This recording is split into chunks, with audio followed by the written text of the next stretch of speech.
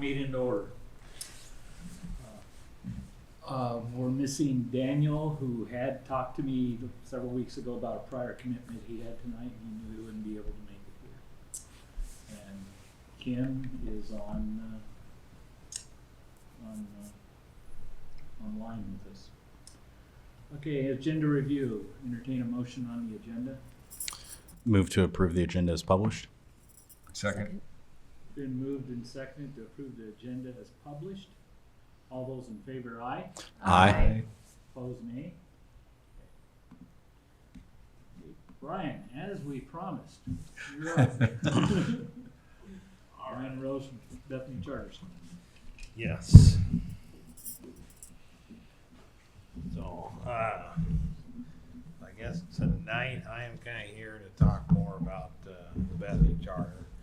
As of last meeting, you guys weren't sure on your future plans or whatever, and so, but as a charter, we're wanting to kind of chomping at the bit to try to move forward, and so I guess that's why I'm here, is to kind of keep us relevant and try to see what we can do to keep things moving.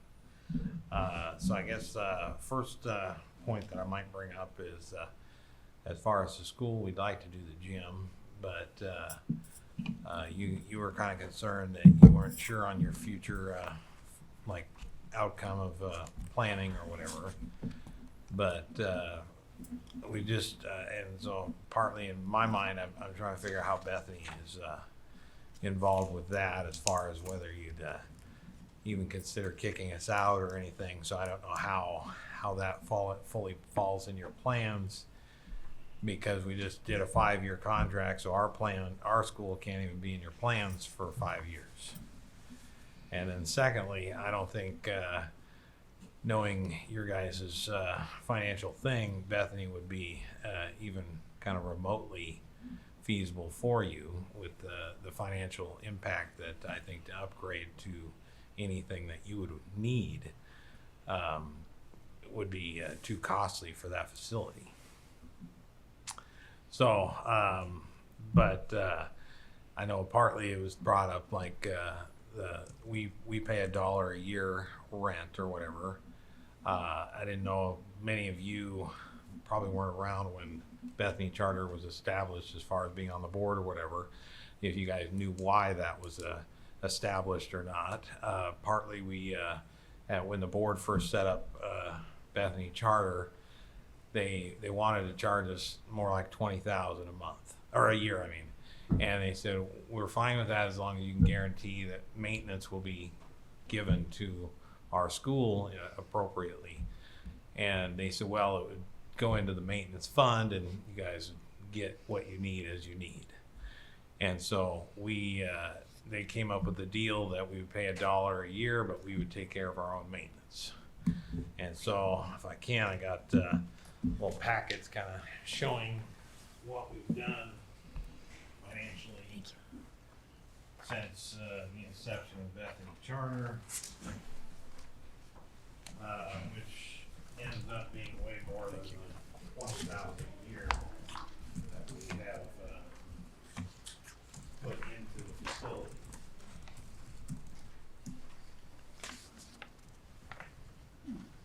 This is very helpful. Yeah. I'm saying, Brian, this is very helpful. What? This is very helpful.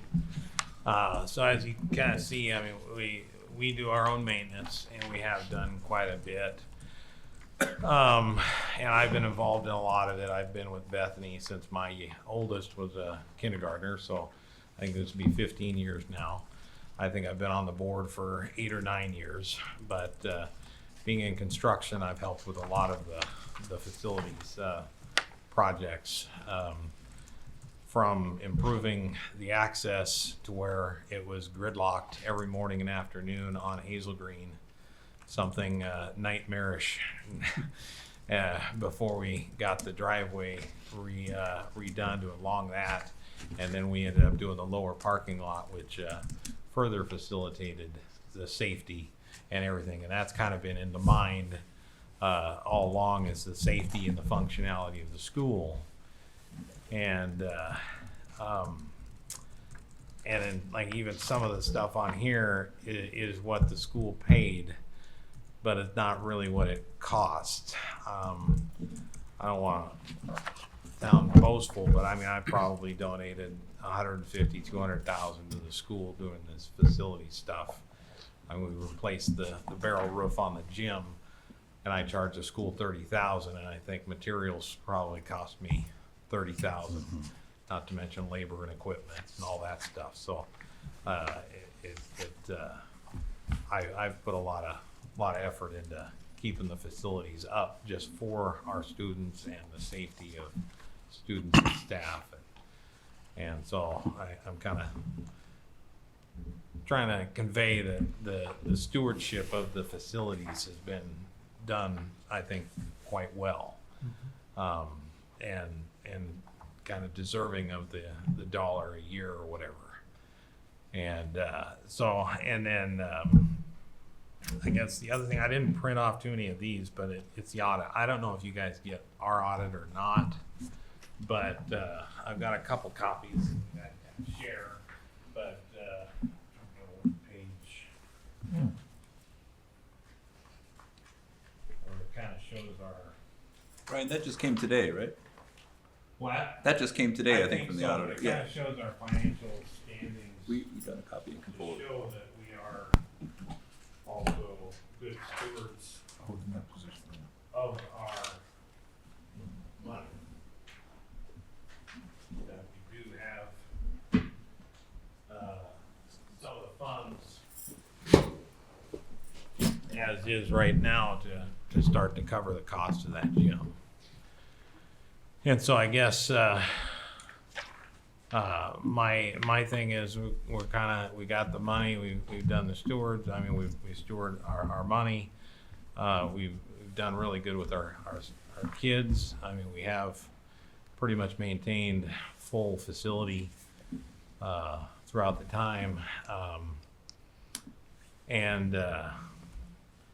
so I guess, and then the other thing, I mean, like this gym is not just an investment in our school, it's in the district, it's in the community. And so I'm kind of here wanting to figure out how we can come up with an agreeable arrangement for both sides.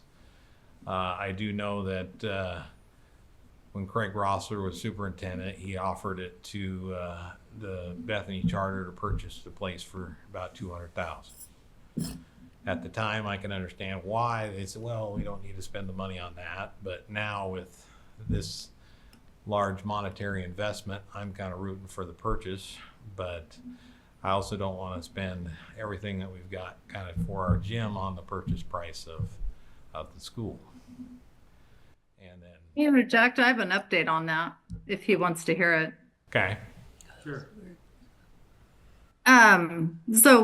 Brian, I did contact the realtor that did the other evaluations for us. So when we had the Robert Frost property for sale, she did that evaluation and had that property listed. And she is going to do a market analysis for us. And I did find a recent sale on a piece of property that Salem Kaiser owned that they sold to Valley Inquiry. So that is also on Hazel Green Road. So it's actually a really comparable kind of sale because it's a charter school and country property, same road, everything.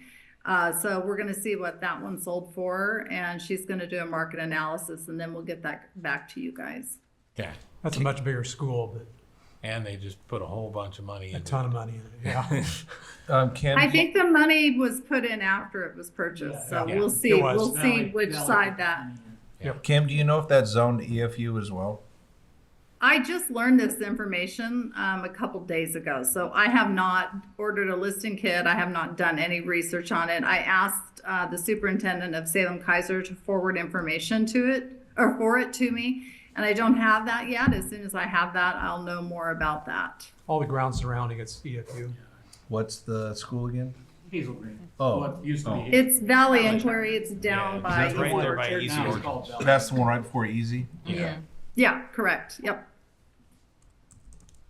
And what they do is they, like you could tell how much per square foot that one sold for. I mean, it will be easy to equate. It should give us a good idea of what ours is worth, I would think. Yeah. No, but, I mean, as far as, that sort of stuff, but I would still kind of, I mean, I don't know if there is some sort of value or if you guys are gonna go on that. But if we don't reach a purchase thing, I think the next best thing would be like a 20-year lease. So, but I don't know if, I know this is just a work session, but I don't know if we can kind of come to figure out something, or at least give me the next steps of what you're gonna want in order to, kind of keep proceeding. I have something on this. Sure. So it would be, I know you guys are want to push, if you could give us to the end of February or March after long range is done, Okay. because we're going to look at the entire district, and we have people coming in to do assessments, and I know Kim, you can chime in too on this. I mean, I'm sure we're going to discuss Bethany. I personally don't see anything wrong with what you're offering, and I kind of really like it, but I don't think we can make any decisions until we finish that process. Just because of the stakes of the bond and the entire district as a whole. Kim, what do you think? Yeah, I agree with you, Josh. And I think that, you know, even though Craig Rossler offered it for $200,000, that was, I don't know what year that was. I mean, Craig hasn't been superintendent since, oh my gosh, 2010, maybe? I'd have to go look. I don't remember. I mean, so it's been, because Andy was superintendent for 8 or 9 years, and then Paul Peterson, and then Scott Drew. So that's been, you know, at least 15. And it might have been the year you guys started as a charter. I don't know. So I could check with Craig. I agree with Josh that we do have a long range facilities plan that we're going to do. We have a firm that's going to take care of that, and we had 2 firms come in and interview, and we're going to go over that whole thing in the December board meeting, and they will hit the ground running in January. And so we do just need a little more time to figure out what that property's worth and how we move forward as a district. Yeah.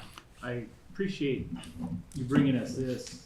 I didn't really question the stewardship of the building just by drive-bys and looking at it already, but then this just reinforces that.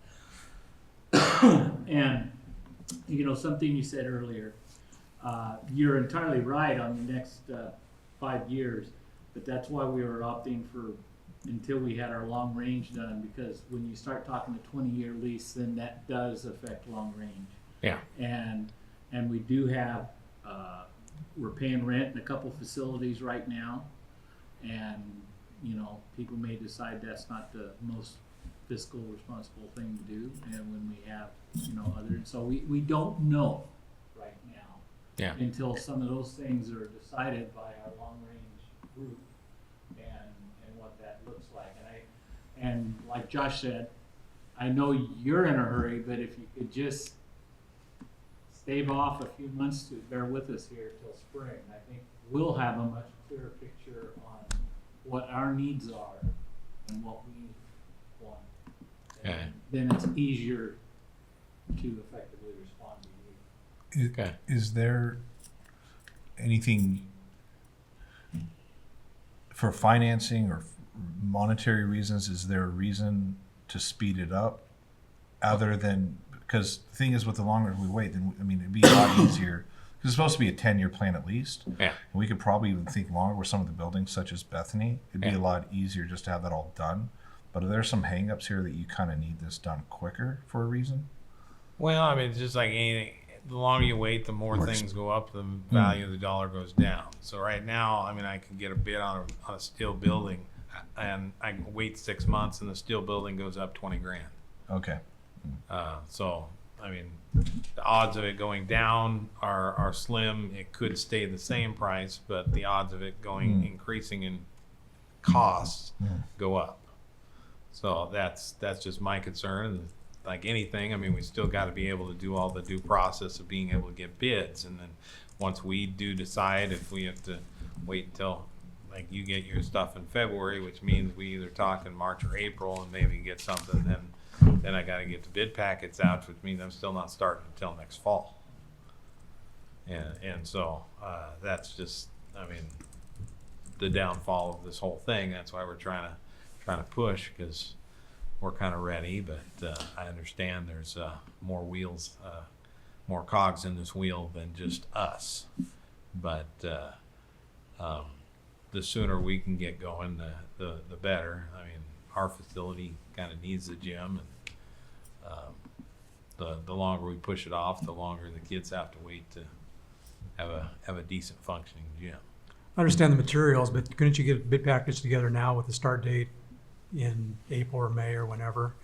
Do you have a target date so you can get that all out of the way right now? Possibly, but if say we don't come to an agreement on either purchasing or lease, then we're probably not going to put that financial expenditure into this property. True, but you could have all the legwork done ahead of time. Yeah, and I mean, we are. The architect's still working on putting everything Okay. together, but I don't want to spend any more money than we have to until we reach an agreement. And is my understanding correct, at this point in time, you don't have all the money you need for completion right now anyway, do you? Right, but at the same token, our goal right now is not full completion, is just to get the structure shell, kind of basically the foundation and the structure dried in. And then anything else would be achievable at that point.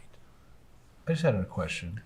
So say, well, just hypothetically speaking, say the gym does go in place. I think you mentioned last time what to do with the existing gym.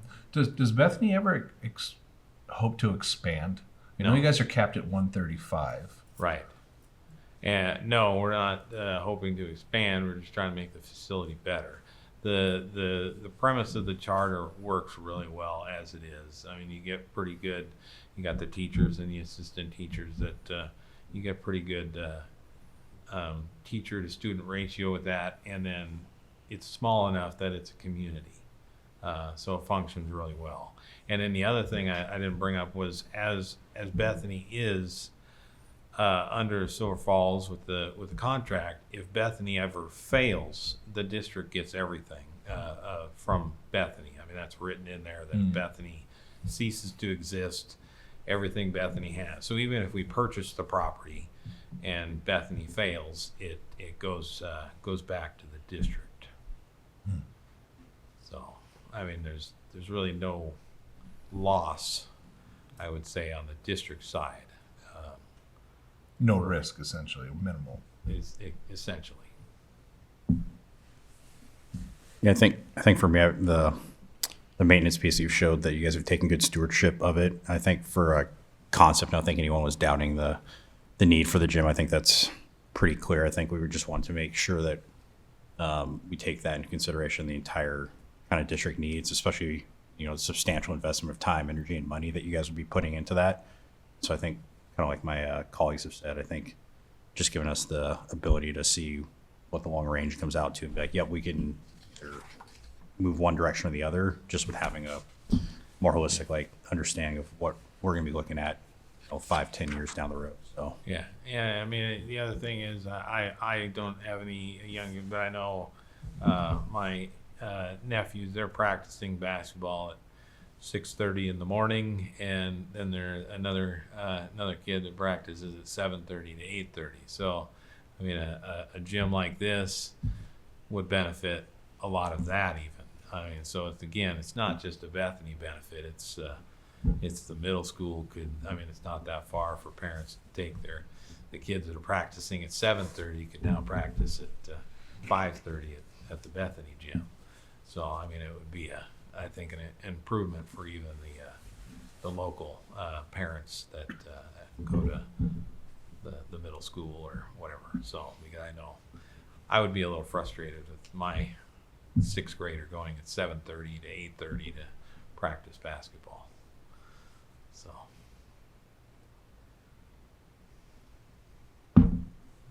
I'm good. yeah, okay. So, you want me back in February or March? I wish I could look at the calendar. March, Kim? I think he probably could come, he probably could come in February, it's probably fine. So the Okay. work I'm sure we'll session get or through that February. pretty quickly, Okay. yeah. maybe And I plan should for- have that market analysis, that won't take very long. Okay. All right. Well, I thank you guys for your time, and if you got any questions or whatever. But, Okay, thank you, Brian. Yeah, thanks for all the work you put in. This was very helpful.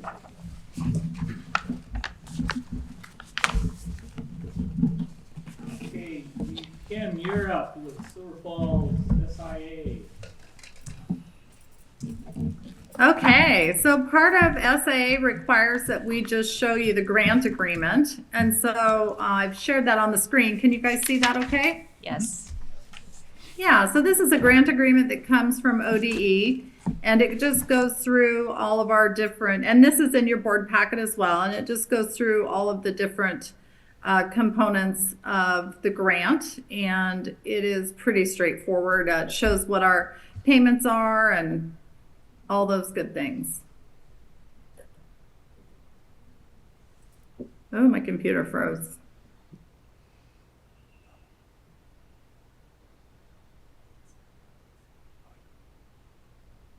Can you hear us, Kim?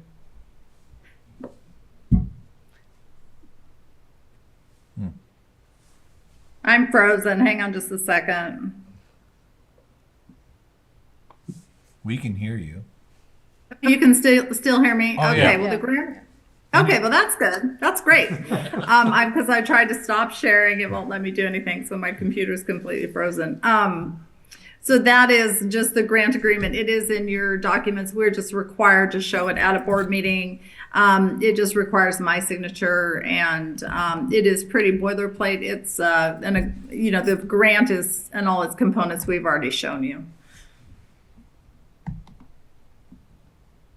So if that looks good to you, Kim, the only any questions? Yeah, the only question I had, just because I know the state budget is, there's concerns about what that looks like. Is there any possibility this could be reduced? I think under disbursement, it talked about availability of sufficient monies. Once they commit, are we guaranteed that, or can they reallocate later on? Good question. So this is for the current biennium, but they could reduce this.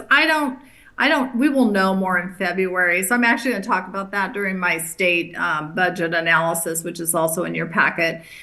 This could be adjusted if they needed to, but there are reserves to protect the student investment account. And so the reserves help maintain that account for school districts, and they could tap into the reserves if they need to. Okay. And so we really don't know what they're going to do with it. I mean, they could reduce it mid-year. They've talked about it, but I don't foresee them doing that, but that doesn't mean they can't. Have you seen that happen at all historically? I know budgets haven't been quite as bad as they currently are, but is that something you've seen in the past? A mid-year reduction in prior years, like 2008, 2009, but that was prior to the Student Success Act and the Student Investment Account. So this is a separate grant that was created in, I think, like 2018, 19, I believe, by statute. And so, it is state law, and it has a dedicated source through Oregon Lottery and different things. So it has a good reserve account. It has a huge reserve account, actually. So I don't foresee them, changing that, but that doesn't mean it can't, so, yeah. I looked through the document. I didn't see anything that stuck out to me. Is there any language that has changed significantly from previous contracts? Or No, Wally, it's exactly the same language. No, I don't see anything different in it either. Yeah, no, it looks good to me. Daniel, I'm going to have you unpromote me for a second to see if that will unfreeze my screen. I don't know. I'm afraid to. I can't. My computer's completely frozen, so I'm not going to be able to share my next document with you, which is the state budget update. And in fact, I'm not able to read it either because my computer is frozen, except it's allowing me to talk to you, which is really strange. Yeah, so your screen's finally has frozen on our Your side, screen here is frozen too. but your audio comes back it's crystal clear. And we can pull up Okay. the document here, just Okay. unfortunately you can't. I wrote it, so I read it and I know what it means. So I will just talk about it briefly. And then if you guys have any questions, it has all the figures and everything in it. So we got the economic forecast on November 19th. And it showed that the state was in a little better shape than they previously thought they would be. And so we're not sure, we doubt that any reductions at the state level would be up around that 5% mark. We think it's going to be more 2.5 or below is what they're telling us. COSA is sharing that, and OASBO and other partners, and Tom can chime in too here if he wants in a minute. But I think the important thing to know is that as superintendents, we're going to continue to advocate for the state to use their reserve accounts. They have a Well, we lost Oh, there she goes. Tom, you're on. Okay, well, what Kim was saying, Fill the gap. from the last quarter, right before this update, they had forecasted a deficit of 327 million. So this last week's quarterly update, that number has decreased to 63 million. So it's kind of a strange thing where it's still kind of bad, but it's better. Unemployment's ticked up a little bit to 5%. And then the recommendations from the state of Oregon going to the departments such as ODE, it's kind of a hodgepodge of various things under two different scenarios, 2.5% and 5%. And they just made it clear that no decisions have been made. This is all kind of high level planning. And so a lot of the school district CFOs are just kind of doing this until some real solid decisions are being made. It's kind of like they're just running through different scenarios. And that's really the long and short of it. It does look like it's improved a little better, which may make them want to tap into reserves more because the overall strength financially is a little bit better. I think a lot of us thought it was going to like double, like the deficit of 327 was going to become 640 or something. So there was a little bit of surprise to see that deficit go down and see some indicators being more positive. And we really aren't gonna know anything solid until the legislative session has happened. Correct. right? Correct. And see what comes out of that. I mean, it's all educated, or maybe not even that, high-rated guesses till then. And under some of their scenarios, I mean, they're throwing out numbers like for SIA for this grant, like a potential 2%, or I mean, just a very small amounts. Yeah, various programs that are listed, probably I think there's 40 different options. A lot of them we don't have that don't apply to us. Some of them do. The amounts are all over the place. Some of them are really small amounts, like 200,000 total for that particular pot that they're going to cut in half. But I mean, that may or may not even touch any part of our budget. So it's just really kind of muddy. It's not really clear. It almost would be simpler to say the state support fund, we're going to cut 1%, and that affects everybody the same, and it's like an equal metric that they can measure. Because Right. now everybody's in the boat of like, we're just going to wait and see in order to make sense of it. Yeah, because that one, what we talked about the other day at the communication meeting, was that one publication put out as far as the areas they would hold harmless, and the ones Right. that they probably would, you almost think they're getting their cart before the horse, because Yeah. they're getting everybody excited on that. And maybe that's intentional, I don't know. Yeah. But they're getting everybody excited on that level, because like the whole lunches, meals Right. was gonna be untouched. But Summer school. FFA-CTE might be touched heavily, and things like this, but they don't know. We have 10 slides from that presentation. That's kind of a summary last week, so I'll forward that. Yeah. You can at least see the muddiness of it. It's very hard to kind of make clarity. So let's wait and see. That's the bottom line. So when is the next checkpoint? I believe That's it's, in February, isn't it? I think it is February that they have to convene and actually make a decision based on the recommendation, and then debate and come up with some final, this is the plan. I think the next quarterly update is also in February. Yeah. So it should be kind of a 2-for-1.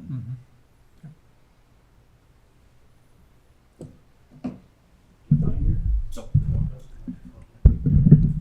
Oh, well, this is just oh, no one wanted to listen to me anyway.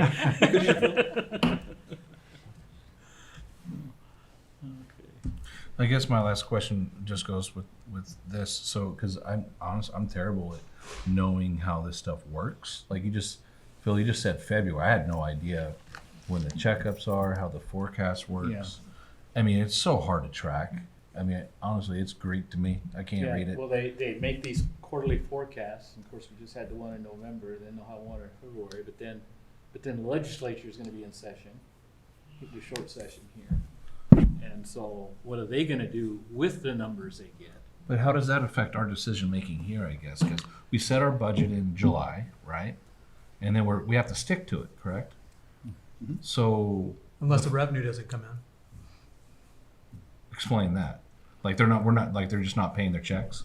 No, he means like There- if the state support fund was cut mid-year or something like Right. that, we would adjust because we would then know for sure our actual revenues would be less. We'd have to react to it. Correct. And the unfortunate side of that is, the further you get in, the more you've already spent. So is this similar to like last year when they asked for money back? Was it high cost disabilities they did that? Philly, remember that Kim saying that they said they paid us too much? Right, there's that, well, there's always that was balancing high of the cost. figures from 2 year, you know. Yeah, that's Tom different. over there can explain this better than I, but where they reclaim money that they've already given us. High cost disability is really a tough one, and a lot of school districts like us are now kind of forecasting 20% on the dollar is what your return will be, because you'd rather be surprised it's more and be really conservative in terms of what you get. But the bottom line again is that the general fund receives mainly 75% of the general fund is the state support fund as a whole. And it appears right now, based on the information they're sharing, they're going to hold harmless pretty much the state support fund. Maybe they'll possibly cut it like half of 1% or something like that. The areas that they're touching are these other grants, and the areas outside of the state support fund is what they're looking at and trying to make decisions on. Which I expect is where they'll end up at. If they make cuts, that's what it'll be. What happened, I believe it's in 2008, 2009 timeframe, kind of what Kim was talking about. They did actually cut the revenue to schools mid-year during that time. Yeah, everybody swapping off days. Yeah. We had to do mid-year cuts, and it was messy. But So that's at least the good news, is that Yeah. that doesn't be an indicator. The other good news, and I'll share more at the next board meeting, is we continue to look really strong. I mean, the fund balance continues to grow, and we continue to have stronger footing each month that goes by, which is really great. So again, if they would just leave us alone, we would continue to grow our reserves and it'd be great. So we're doing everything we can in terms of different scenarios, but the information is really muddy, so it is challenging. Unfortunate they leave us with all this rhetoric left waiting for the other foot to drop all the time is the feeling. I think part of it goes to Josh's point. You know, they're providing us information. We ask the questions of, should we be doing anything different now? Sounds like right now we should be continuing what we're doing, but I think that's it. As we get new information, new updates, we keep analyzing, like, do we need to make a course correction? Now, this sounds like it's trending in the right direction. Yeah, like get as a more board, you know, what do we do with this information? And, you know, I guess that's kind of, I mean, thank you, Derek, because that's exactly what I was kind of like, what do we do? You know, even if it was chaotic, what do?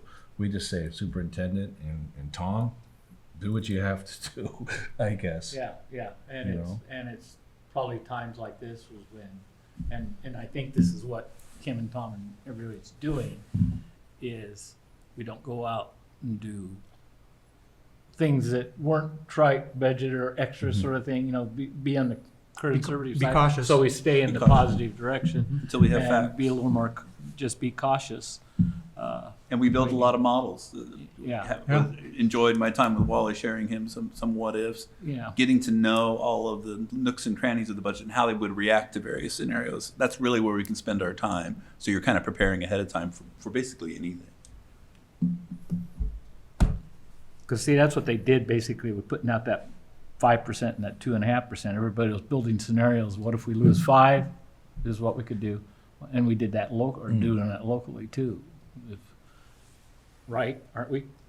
Just what I understood. Absolutely. And so And there's been some school Have a districts plan. in the news recently, and I think a lot of the reductions that they're having are kind of similar to the reductions that we had, because they had costs that were higher than their revenues or enrollment. And what we went through already, they're now going through. Right. That's totally separate from this potential news from the state, just to be clear. I just heard Salem Kaiser's have to reduce another $25 million. Yep. I mean, like, I'm kind of curious, like, why is that being decided now, not earlier? I mean, It's the same is it just because forces they're that have so built big? up.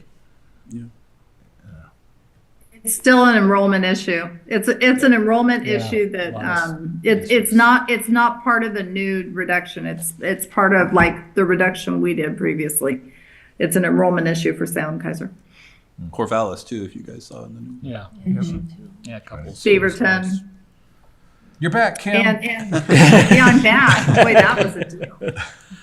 But yeah, a lot of districts are really suffering on enrollment, so we should be fortunate for every kid we've got. We're coming back. because- We got yeah, what, another because there's 50?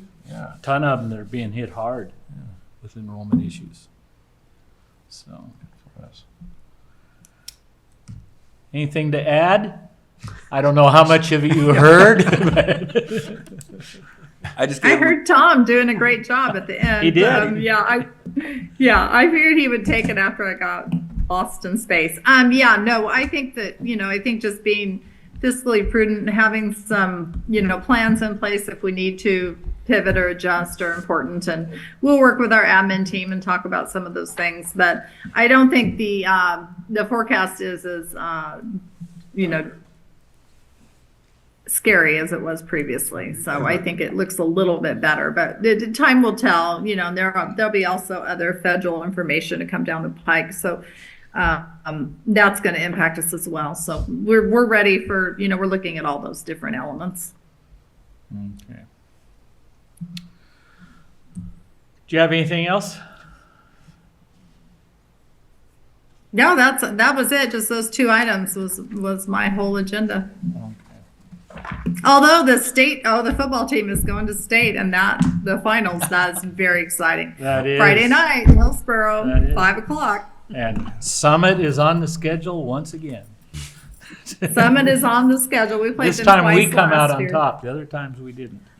So, Yeah, we're going to come out on top this time. There is a send-off at Roth's. I think it's at 1:30 on Friday for when they leave. So if anyone's interested in going over to wish them good luck, that's I think they go through there about 1:45. So And we got some Rooter buses. yeah. Again. we do. We have Rooter buses. I ordered a sweatshirt. I hope it shows up soon. And yeah, everyone's very excited. If anybody's wanting to go, I don't know if you've been to that stadium before. So it packs up pretty quick. Yep. It does. They don't have stadium seating on both sides, just the one side. And so you'll be mixed with their fans. I don't remember there being assigned seating, but it does pack up pretty quickly. So if you want a seat, show up early. Yeah. Yeah, it's supposed to rain. I usually stand down on the field. I don't know if that's my plan in the rain. Don't though. change a thing. Do not Okay, change I'll a wear thing. that same grungy. I'll Yes. wear that same grungy sweatshirt I've been wearing all year, not the new one.